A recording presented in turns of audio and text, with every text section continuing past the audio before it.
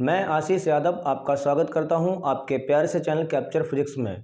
12th physics में wave optics के अंतर्गत आज हम प्रकाश का तरंग सिद्धांत चैप्टर के न्यूमेरिकल पढ़ेंगे। और मैं आपको जो न्यूमेरिकल्स करा रहा हूं वो एक्टिव चित्रा प्रकाशन की बुक के हैं। उसके भाग 2 में ये 6वां चैप्टर है। तो इसके न्यूमेरिकल्स आज के इस लेक्चर में हम न्यूमेरिकल 1 से लेकर न्यूमेरिकल 4 तक यानी 4 न्यूमेरिकल्स को कवर करेंगे। तो देखिए, जैसा कि मैंने पहला क्वेश्चन बोर्ड पर लिख दिया है, ये लिखा है आपके सामने, देखें। ये लिखा है 6000 एंगस्ट्रॉम तरंग दैर्घ्य का एक बड़ी प्रकाश वायु से कांच, अब कांच का मुझे अपवर्तनांक दिया है 1.5 की सतह पर आपतित होता है, मतलब उस पर गिर रहा है। तो इसमें देखो दो क्वेश्चन है, परावर्तित प्रकाश तथा अपवर्तित प्रकाश में प्रत्येक की तरंग दैर्घ्य यानी वेवलेंथ, आवृत्ति यानी फ्रीक्वेंसी और एंड चाल यानी स्पीड या वेलोसिटी बतानी है। तो देखिए, जब भी कोई प्रकाश किसी कांच की प्लेट पर पड़ता है तो उसमें अपवर्तन भी होता है, परावर्तन भी होता है। तो देखिए, इसको मैंने थोड़ा डायग्राम बनाने की कोशिश की है। ये कांच की प्लेट है और इसका अपवर्तनांक दिया मुझे 1.5, ये क्वेश्चन में दिया हुआ है। अब इसके ऊपर माध्यम वायु होगा और नीचे माध्यम क्या है, कांच। अगर हम वायु और कांच को देखें तो वायु मेरा विरल माध्यम का काम करेगा और कांच करेगा सघन माध्यम का। सपोज ये कोई प्रकाश की किरण है जो इस पर आपतित हो रही है, इस तरह से एरो देखो ऐसे लगा, मतलब इस पर गिर रही है, तो ये आपतित किरण है। तो जैसे ही ये वायु से कांच में प्रवेश करेगी, इसमें अपवर्तन होगा। अपवर्तन में हमने पढ़ा था, जब कोई प्रकाश कण विरल से सघन माध्यम में जाती है तो अविलंब की ओर झुक जाती है। इसका ये अविलंब है, तो वो इधर सीधी न जाके अविलंब की ओर, मतलब इस तरह से झुक जाएगी। तो ये तो इसमें हो गया अपवर्तित प्रकाश। अब लेकिन जब प्रकाश कांच की प्लेट पर पड़ती है तो प्रकाश में परावर्तन भी होता है, यानी प्रकाश टकरा के वापस उसी माध्यम में जाता भी है। तो यानी ये तो हो गया अपवर्तन, तो कुछ प्रकाश का कुछ भाग यहाँ से परावर्तित हो जाएगा। तो आप देख सकते हैं ये जो भाग है यानी वो है आपका परावर्तित प्रकाश, यानी जो ऊपर गया है वो है आपका परावर्तित प्रकाश, देख सकते हैं। तो परावर्तित प्रकाश के लिए भी हमें क्या निकालनी है, तरंग दैर्घ्य निकालनी है, आवृत्ति और चाल। और जो ये है ये आपका अपवर्तित प्रकाश है। यानी दोनों क्वेश्चन के लिए 3-3 वैल्यू निकालनी है आपको। तो यानी टोटल आंसर निकलेंगे आपके 6। तो निकालेंगे। देखिए, जो परावर्तित प्रकाश है उसकी वैल्यू हमने इधर लिखी है, इधर हम वैल्यू निकालेंगे और अपवर्तित प्रकाश की उधर निकालेंगे। तो देखिए, सबसे पहले ये आप ये देखिए, जो प्रकाश किरणें वायु से आ रही हैं, टकरा रही हैं और वायु में ही जा रही हैं, तो इस केस में जो प्रकाश किरणें आपतित हो रही है उसकी तरंग दैर्घ्य मुझे कितनी दे रखी है, 6000 एंगस्ट्रॉम। और वायु में जो जा रही है यही तो जा रही है। तो पहले केस में यानी मुझे जो तरंग दैर्घ्य पूछी है उसका आंसर आपके सामने है ये, यानी तरंग दैर्घ्य, और इसको हम लोग मानते हैं लैम्डा। तो पहले केस के लिए इसको हमने मान लिया λ1। तो λ1 इज इक्वल टू, आप देखिए जो वायु में प्रकाश किरणें आ रही हैं इसकी आपतित प्रकाश की तरंग दैर्घ्य मुझे दे रखी है 6000 एंगस्ट्रॉम, और वापस जो प्रकाश किरणें आ रही हैं वही तो प्रकाश जा रहा है। यानी वायु में जो प्रकाश की तरंग दैर्घ्य है जो आपतित हो रही है वही वायु में जा रही है, तो इसका आंसर यही हो जाएगा। तो इस केस में जो λ1 है वो हो जाएगा मेरा 6000 एंगस्ट्रॉम। आंसर शीट में आपका आंसर यही दिया है, लेकिन लैम्डा की वैल्यू मीटर में भी निकाल सकते हैं। तो तरंग दैर्घ्य मीटर में निकालेंगे तो λ1 इज इक्वल टू, इसमें हम गुणा कर देंगे 6000 गुणा, अब एक एंगस्ट्रॉम में 10 की घात -10 मीटर होते हैं, तो हमने यहाँ से मल्टीप्लाई कर दिया 10 की घात -10, अभी किस में चेंज हो गया, मीटर में। इसको थोड़ा सॉल्व कर लेंगे। देखो 6000 को हम लोग लिख सकते हैं 6 गुणा 10 की घात 3 और गुणा ये लिखा है 10 की घात -10, तो 10 में से 3 को घटा देंगे तो λ1 तरंग दैर्घ्य इज इक्वल टू मेरा आ जाएगा 6 गुणा 10 में से 3 घटाओगे 7 बचेंगे, वो भी माइनस के, यानी λ1 इज इक्वल टू आ जाएगा 6 गुणा 10 की घात -7, और ये किस में निकला आपका, मीटर में। जो आपकी एक्टिव की बुक है उसमें जो आंसर शीट में आंसर दिया वो यही दिया है एंगस्ट्रॉम में, लेकिन इसकी वैल्यू हमने मीटर में भी निकाल लिया क्योंकि इसको हम आगे कैलकुलेट करेंगे, इसकी सहायता से आगे वाली वैल्यू निकालेंगे। तो पहले क्वेश्चन में यानी मुझसे तरंग दैर्घ्य पूछी थी, तो परावर्तित प्रकाश यही आ रहा है और यही जा रहा है, तो इसकी तरंग दैर्घ्य वही हो जाएगी जो आपतित प्रकाश की है। यानी वायु में प्रकाश की तरंग दैर्घ्य दे रखी है और परावर्तन किस में हो रहा है, वायु में, तो इस वजह से तरंग दैर्घ्य इस केस में 6000 एंगस्ट्रॉम ही रहेगी। अब क्या पूछा मुझे, आवृत्ति और चाल। अब दूसरे पार्ट में मुझसे चाल पूछी है। हम जानते हैं वायु या निर्वात में प्रकाश की चाल C इक्वल टू, इसका भी मान फिक्स है। प्रकाश किरणें वायु में परावर्तित हो रही हैं, वायु में प्रकाश किरणों की जो चाल होती है उसको हम लोग C मानते हैं, तो C इक्वल टू इसकी वैल्यू होती है 3 × 10⁸ मीटर पर सेकेंड। तो इस तरह से हमने देखा, हमने दो क्वेश्चन के आंसर्स में निकालने नहीं पड़े, लेकिन अब हम निकालेंगे उसकी आवृत्ति। तो आवृत्ति निकालने के लिए हम लोग क्या इस्तेमाल करेंगे, देखें आवृत्ति इज इक्वल टू, आवृत्ति को हम लोग मानते हैं न्यू, और न्यू इक्वल टू फॉर्मूला होता है C/λ। अब पहले वाले में लैम्डा को हमने λ1 माना है, तो यहाँ पर हम यूज़ करेंगे λ1। देखिए इधर सी होता है वायु निर्वात में प्रकाश की चाल, इसका मान ये है, फिक्स है, और 3 × 10⁸ और डिवाइड बाई λ1 की वैल्यू ये है मेरी। मीटर वाली लगाएंगे, ये नहीं लगाएंगे, वजह क्या है, जो एंगस्ट्रॉम की ऐसे यूनिट है वो मीटर है, तो ये वैल्यू तो नहीं निकालेंगे, हम लोग ये लगाएंगे। तो यहाँ हो जाएगा 6 × 10⁻⁻7। अब देखिए इसको थोड़ा सॉल्व करेंगे, 3 × 1 = 3, 3 × 2 = 6, यानी आ गया 1/2। 1/2 का मतलब हो गया 0.5 × 10⁻⁻7, ऊपर जाके प्लस के हो जाएंगे, तो 8 और 7 कितने हो जाएंगे, 15। 8 और 7 कितने हो जाएंगे, 15। डेसिमल हमेशा डिजिट के राइट में होना चाहिए, जब हम डेसिमल को उधर ले जाएंगे तो पावर 1 कम हो जाएगी। 15 में से 1 सब्ट्रैक्ट करोगे तो 14 बचेंगे, यानी जो आवृत्ति है न्यू उसको मानते हैं, ये हो जाएगा 5.0। मतलब डेसिमल हम एक राइट में लाए तो 15 में से 1 को सब्ट्रैक्ट कर दोगे तो यहाँ हो जाएगा 10⁻14, और आवृत्ति का मात्रक क्या होता है, हर्ट्ज। तो इस तरह से हमने देखा इसके जो पहले पार्ट में परावर्तित प्रकाश की आवृत्ति 5 × 10⁻14 हर्ट्ज है, और प्रकाश की जो चाल है वो 3 × 10⁸ मीटर पर सेकंड है, और जो तरंग दैर्घ्य है वो 6000 एंगस्ट्रॉम है। तो इस तरह से एक आंसर आपका ये हो गया, दूसरा ये हो गया, और तीसरा ये हो गया। अब हम निकालेंगे अपवर्तित प्रकाश के लिए, यही निकालेंगे, तरंग दैर्घ्य निकालेंगे, और आवृत्ति निकालेंगे, और चाल निकालेंगे। तो देखिए आपने एक रूल पढ़ा होगा, सबसे पहले जो प्रकाश की आवृत्ति है वो नहीं बदलती है। अगर प्रकाश किरणें एक माध्यम से दूसरे माध्यम में जाती हैं तो उनकी तरंग दैर्घ्य बदल जाती है, उनकी चाल या वेग बदल जाता है, बट जो इसकी फ्रीक्वेंसी या आवृत्ति वो चेंज नहीं होती है। तो जो आवृत्ति ये होगी, जो आवृत्ति वायु में होगी, परावर्तित प्रकाश के लिए होगी, वही अपवर्तित प्रकाश के लिए होगी। हम ये कह सकते हैं कि प्रकाश किरणें वायु से कांच में जा रही हैं, तो वायु में हमने आवृत्ति निकाली है 5 × 10⁻14 हर्ट्ज, और यही आवृत्ति कांच में भी होगी। यानी हम ऐसे लिख सकते हैं, चूंकि माध्यम बदलने पर आवृत्ति अपवर्तित रहती है, माध्यम के बदलने से आवृत्ति अपवर्तित रहती है, मतलब बदलती नहीं है, वो अपवर्तित रहती है। जब आवृत्ति अपवर्तित रहती है, इसलिए जो परावर्तित प्रकाश की आवृत्ति है, कितनी है, 5 × 10⁻14, वही हो जाएगी अपवर्तित प्रकाश की आवृत्ति। जो आवृत्ति हमने पहले निकाली है वही इसके लिए भी काम करेगी। जो आवृत्ति वायु में होगी वही कांच में होगी। अपवर्तित प्रकाश कांच में है तो उसकी आवृत्ति कितनी आई थी, 5 × 10⁻14, और ये किस में आ गया, हर्ट्ज में। तो अपवर्तित प्रकाश के लिए आवृत्ति का मान यही होगा, 5 × 10⁻14 हर्ट्ज। यानी इसको मैंने आवृत्ति निकाल ली। अब हम इसकी निकालेंगे तरंग दैर्घ्य। तरंग दैर्घ्य आपने फॉर्मूला पढ़ा होगा, देखो इसके लिए अपवर्तनांक दिया मुझे कांच के लिए, कांच में तरंग दैर्घ्य निकालेंगे तो इसकी वैल्यू को हम लोग 2 मान लेंगे। अपवर्तनांक और तरंग दैर्घ्य में एक रिलेशन होता है, n = फॉर्मूला होता है λ1/λ2। इसको देखिए, n की वैल्यू कांच के लिए मुझे अपवर्तनांक दिया है, कितना दिया है, 1.5 = λ1। अब λ1 की वैल्यू हम ये लगा देंगे, रीजन ये है जो आंसर दे रखे वो एंगस्ट्रॉम में दे रखे हैं, तो अब डायरेक्ट एंगस्ट्रॉम में लगाएंगे तो आंसर भी एंगस्ट्रॉम में ही निकलेगा। λ1 की वैल्यू कितनी है मेरी, 6000 एंगस्ट्रॉम में दे रखी है, अपॉन क्या है नीचे, λ2।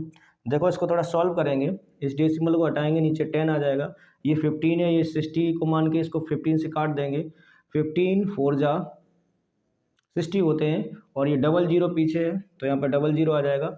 अब 400 400, ये 10 है, 400 का 10 से गुणा कर देंगे तो 4000 हो जाएगा।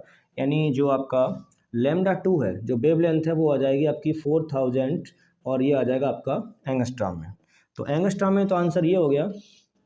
बट अब हम इसमें चाल निकालेंगे, तो चाल के लिए एंगस्ट्रॉम हम मीटर में लगाते हैं, तो इसको मीटर में चेंज कर देंगे। तो λ2 = 4000 को हम लोग लिख सकते हैं, ऐसे ही लिख देंगे, फिर 4000 गुणा, अब एक एंगस्ट्रॉम में मीटर होते हैं 10⁻−10, तो ये चेंज हो जाएगा 10⁻−10 मीटर में। तो इस तरह से हम आगे चाल को निकालने के लिए जो लैम्डा लगाएंगे मीटर में लगाएंगे। एंगस्ट्रॉम में ये आंसर है, मीटर में ये आंसर है। तो चाल निकालेंगे, यानी इसका जो सी पार्ट निकालेंगे, चाल। अब माध्यम में चाल को हम लोग वी मानते हैं, v = तो v = हम लोग फॉर्मूला लगा सकते हैं C/n। सी होता है वायु निर्वात में प्रकाश की चाल, और फिर इसकी जरूरत भी नहीं पड़ेगी, इससे हम डायरेक्ट निकाल सकते हैं। सी की वैल्यू हम जानते हैं, सी की वैल्यू कितनी होती है, 3 × 10⁸ n। अब n की वैल्यू मुझे गिवन है, n की वैल्यू कितनी है, 1.5। देखो डेसिमल हटाएंगे, यहाँ 30 बन जाएगा, यानी v = आ जाएगा 30/50 और × 10⁸। 15 से 32 बार कट जाएगा, 15 1 जा 15, 15 2 जा 30, तो v इक्वल टू आ जाएगा आपका देखो 2 और इंटू 10 टू पावर 8, और चाल है, चाल का मात्रा क्या होता है मीटर पर सेकेंड। तो आपने इस तरह से देखा, हमने इसके सारे आंसर निकाल लिए हैं। देखें एक बार फिर, परावर्तित प्रकाश के लिए तरंग दैर्घ्य 6000 एंगस्ट्रॉम है, और चाल इसके लिए यही रहेगी, प्रकाश की चाल वायु निर्वात में इतनी ही होती है। इसको हम डायरेक्ट लिख सकते हैं 3 × 10⁸। आवृत्ति निकालने के लिए हमने फॉर्मूला यूज किया nu equal to c upon lambda, lambda की वैल्यू मीटर में लगाएंगे यहाँ पर, तो इस तरह से आवृत्ति आ जाती है 5 × 10⁴ हर्ट्ज। परावर्तित प्रकाश के लिए ये है, और अपवर्तित प्रकाश के लिए जो आवृत्ति है वो चेंज नहीं होगी, तो आवृत्ति का मान जो वायु में है वही कांच में रहेगा, तो आवृत्ति का मान हम डायरेक्ट लिख देंगे यहाँ पर, लेकिन ये कंडीशन लगा के। और फिर पूछा मुझे तरंग दैर्घ्य पूछी है, तो n इक्वल टू λ1 अपॉन λ2, यहाँ से λ2 का मान निकाल लिया, आंसर आपका ये है, मीटर में ये है। और फिर मुझे चाल पूछी है, तो v equal to c upon n, formula लगा दिया, तो इस तरह से चाल कांच में कितनी निकल गया 2 × 10⁸ मीटर पर सेकेंड। उम्मीद करता हूँ ये क्वेश्चन आपको पूरी तरह से समझ में आ गया होगा। और अब हम चलते हैं क्वेश्चन नंबर सेकंड और थर्ड की ओर। क्वेश्चन नंबर 2 ये लिखा है 1850 एंगस्ट्रॉम के परावैंगनी प्रकाश की आवृत्ति ज्ञात कीजिए। यानी मुझे वेवलेंथ यानी तरंग दैर्घ्य दे रखी है, वो भी एंगस्ट्रॉम में, और क्या पूछिए आवृत्ति यानी फ्रीक्वेंसी का मान पूछा है। तो देखिए सबसे पहले मुझे क्या दिया है, तरंग दैर्घ्य दे रखी है, तरंग दैर्घ्य को हम लोग मानते हैं लैम्डा, और लैम्डा का मान दिया मुझे 1850, और ये दिया है एंगस्ट्रॉम में। और क्या पूछिए आवृत्ति, आवृत्ति को हम लोग न्यू मानते हैं, तो nu equal to question mark. और जो प्रकाश की चाल होती है वायु निर्वात में वो होती है c इक्वल टू 3 × 10⁸ मीटर पर सेकंड में। ये कांस्टेंट है, प्रकाश की वायु निर्वात में प्रकाश की चाल इतनी होती है 3 × 10⁸ मीटर पर सेकेंड। अब ये एंगस्ट्रॉम ये मीटर में, तो पहले हम इसको मीटर में चेंज करेंगे। अब एक एंगस्ट्रॉम में 10⁻−10 मीटर होते हैं, तो इस वजह से ये हो जाएगा मेरा 1850 × 10⁻−10। अब एंगस्ट्रॉम कन्वर्ट हो जाएगा मीटर में, यूनिट एक जैसी होनी चाहिए एम केस में। तो अब देखिए न्यू पूछा है, सी हम जानते हैं, लैम्डा गिवन है, तो फॉर्मूला होता है आवृत्ति का new equal to c upon lambda. तो वैल्यू पुट करेंगे, सी की वैल्यू 3 × 10⁸ डिवाइड बाई लैम्डा की वैल्यू मीटर वाली लगाएंगे, ये है 1850 और गुणा 10⁻−10। अब देखिए इसको थोड़ा सॉल्व करेंगे, 10⁻−10 को ऊपर ले आओ, ये प्लस के हो जाएंगे, प्लस के 10 -10 ऊपर जाएगा, प्लस के हो जाएंगे 10 और 8 जुड़ जाएगा, ये 18 हो जाएगा। तो यानी यहाँ से न्यू इक्वल टू आ जाएगा 3/1850 और गुणा 10⁻10 और 8, -10 ऊपर जाएगा, प्लस के हो जाएंगे 10 और 8, ये हो जाएगा यहाँ पर 18। अब देखिए एक तो तरीका हुआ, आप 3 में 1850 से भाग लगाएं। इसको थोड़ा जल्दी करने के लिए हम लोग क्या कर रहे हैं, अंश छोटा तो अंश को बड़ा कर ले रहे हैं थोड़ा। हम क्या कर रहे हैं, यहाँ से 3 जीरो से दे रहे हैं, तो न्यू इक्वल टू 3 पे जब हम 3 जीरो देंगे 1 2 3, और इस वजह से यहाँ पर घात 18 थी, 18 में से 3 घटा दो तो यहाँ पर कितने रह जाएंगे 10⁻15, और बट्टे नीचे कितना आएगा मेरा 1850। अब आप देखिए चाहो तो एक जीरो से एक जीरो काट सकते हो। अब 185 से 300 में भाग दोगे तो ये आपका न्यू इक्वल टू 1.62 और इंटू 10 टू पावर कितनी है ये 15, और आवृत्ति का मात्रा क्या होता है हर्ट्ज। तो इस तरह से इसकी आवृत्ति आ गई 1.62 गुणा 10⁻15 हर्ट्ज। तो इस तरह से आपने देखा, हमने दूसरे क्वेश्चन का आंसर बड़ी आसानी से निकाल लिया। और अब हम चलते हैं क्वेश्चन नंबर 3 पर। ये लिखा है एक बड़ी प्रकाश की वायु में तरंग दैर्घ्य 6000 एंगस्ट्रॉम है तथा जल में तरंग दैर्घ्य 4500 एंगस्ट्रॉम है, और ज्ञात कीजिए प्रकाश की आवृत्ति और तथा जल में प्रकाश की चाल। मतलब इसमें 2 क्वेश्चन पूछे गए हैं, तो हम इसको ऐसे डिवाइड कर देंगे। तो पहले हमें क्या दिया है, देखो हमें दे रखा है वायु में तरंग दैर्घ्य, तो वायु में तरंग दैर्घ्य को हम लैम्डा मानते हैं, वायु के लिए लगा सकते हम A for air, wavelength in air lambda A indicate कर रहा है एयर को यानी वायु को। इसकी वैल्यू हमें गिवन है 6000 एंगस्ट्रॉम, कितनी दे रखी है 6000 एंगस्ट्रॉम, और लैम्डा का मान तरंग दैर्घ्य ये भी है, किसमें दे रखी है जल में, तो इसको हम लोग लिख सकते हैं lambda W for water, wavelength in water यानी जल में तरंग दैर्घ्य इज इक्वल टू, इसकी वैल्यू है मेरे पास 4500 एंगस्ट्रॉम। अब फर्स्ट पार्ट हम इधर निकालेंगे और सेकंड उधर निकालेंगे। तो फर्स्ट पार्ट में मुझसे क्या पूछा है, प्रकाश की आवृत्ति को हम लोग क्या मानते हैं nu is equal to question mark. तो एक बात देखिए, जो तरंग दैर्घ्य आपको एंगस्ट्रॉम में, इसको मीटर में चेंज कीजिए, तो ये हो जाएगा 6000 गुणा 10⁻−10, किस में चेंज हो गया ये मीटर में। अब आवृत्ति फ्रीक्वेंसी चाहिए, आवृत्ति कैसे निकालेंगे, आवृत्ति का फॉर्मूला लगाइए nu equal to c upon lambda. अब आवृत्ति मुझे किस में चाहिए, वायु में चाहिए, वायु में आवृत्ति निकाल रहे हैं, तो प्रकाश की आवृत्ति वाई में निकालें तो वेवलेंथ वाई वाली लगाएंगे, यहाँ पे लगाएंगे लैम्डा ए। तो new is equal to C constant है, सी का मान फिक्स होता है, सी का मान होता है 3 गुणा 10⁸ और बट्टे लैम्डा ए का मान हम लोग ये लगाएंगे मीटर वाला, तो ये 6000 और इंटू 10⁻⁻10। अब देखिए इसको थोड़ा सॉल्व करेंगे, गौर से देखना। इसको हम लिख सकते हैं 3 गुणा 10⁸, ये तो कुछ नहीं। 6000 को हम लोग लिख सकते हैं 6 गुणा 10⁻³ और गुणा 10⁻−10। अब देखिए 10 में से 3 घटाओगे -7 बचेंगे, -7 ऊपर जाके प्लस के हो जाएंगे, तो यहाँ बचेगा न्यू इज इक्वल टू 3/6 गुणा, घातों को देखिए आप, -10 है +3 है, -10 में से 3 घटाओगे -7 बचेंगे, -7 को जब हम अंश में लेके आएंगे प्लस के हो जाएंगे, 8 7 कितने हो जाएंगे यहाँ पर 15 हो जाएंगे, घाते 15 हो जाएंगी। 3 से काटो, देखो 3 × 3 3 दूनी 6, 1/2 का मतलब कितना होता है 0.5 और इंटू 10⁻15। अब दशमलव हमेशा दाहिनी तरफ होना चाहिए अंक के, तो जब हम दशमलव को उधर ले जाएंगे तो घात 1 घट जाएगी, 15 की कितनी रह जाएगी 14। तो इस तरह से आवृत्ति न्यू इज इक्वल टू आ जाएगा 5.0 और गुणा 10⁻। अब हम दशमलव को एक अंक दाहिनी ओर ले गए तो 15 में से 1 घटाना पड़ेगा, यानी यहाँ कितना रह जाएगा 14, और आवृत्ति का मात्रक क्या होता है हर्ट्ज। तो इस तरह से इसके जो पहला पार्ट है उसकी आवृत्ति हमने निकाल ली है, यानी जो प्रकाश की आवृत्ति है वायु में वो 5 × 10⁻14 हर्ट्ज है। अब क्या पूछा है, जल में प्रकाश की चाल। इससे पहले हमने क्वेश्चन में आपको बताया था कि माध्यम बदलने पर प्रकाश की आवृत्ति नहीं बदलती है। यहाँ पर माध्यम है वायु, वायु में आवृत्ति निकाली तो जल में ही आवृत्ति यही रहेगी, क्योंकि वायु से जल में जा रही मतलब माध्यम बदल रहा है, तो आवृत्ति नहीं बदलेगी, चाल बदल जाएगी, तो फिर हम चाल को निकालेंगे। ओरिजिन लिखना पड़ेगा, चूँकि माध्यम बदलने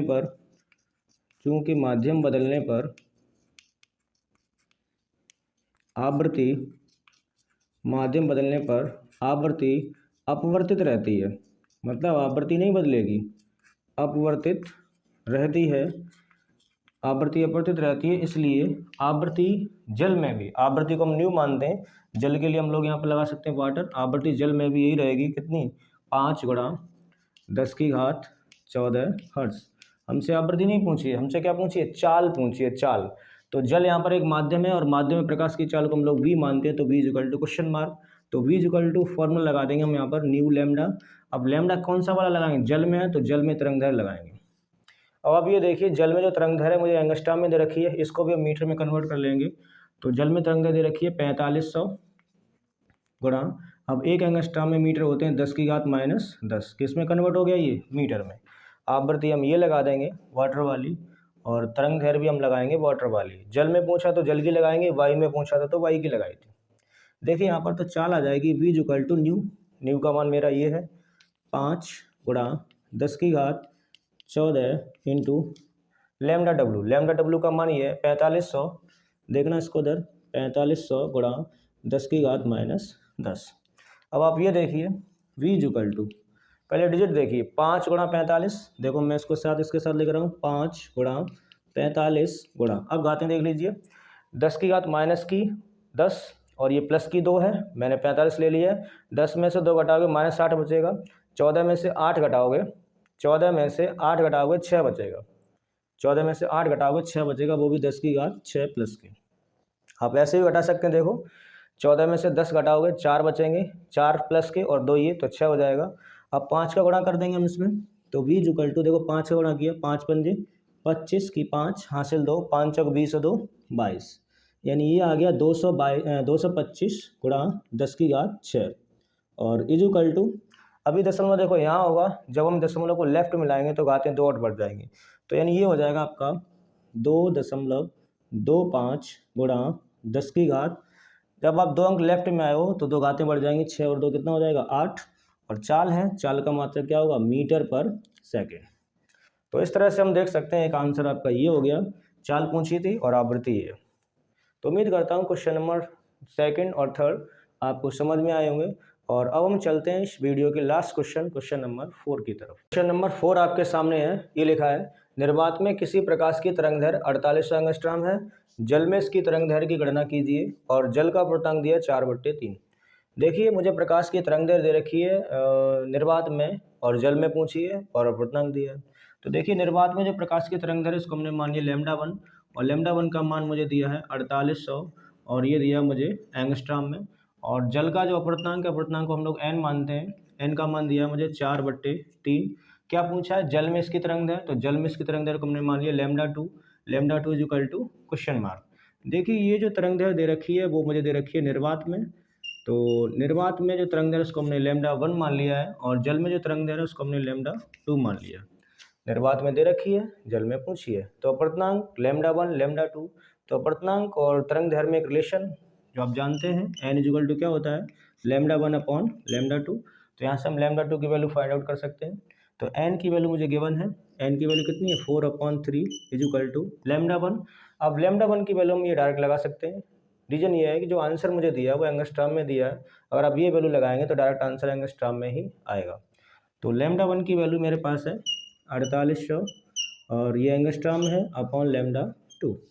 अब देखिए 4 से काट सकते हैं 48, 1200 बार कट जाएगा 48, 4 एकन 4, 4 दूनी 8, 00, 3 का 12 से मल्टीप्लाई कर देंगे तो λ2 इक्वल टू 12×3 = 36, और पीछे 2 0 है तो यहाँ पे 3600 हो जाएगा, ये 3600, और इसकी यूनिट क्या होगी, एंगस्ट्रॉम।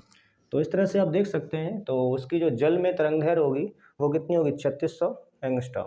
उम्मीद करता हूँ आज के चारों न्यूमेरिकल्स आपको समझ में आए होंगे, तो रेगुलर बने रहिए मेरे साथ। तब तक के लिए नमस्कार।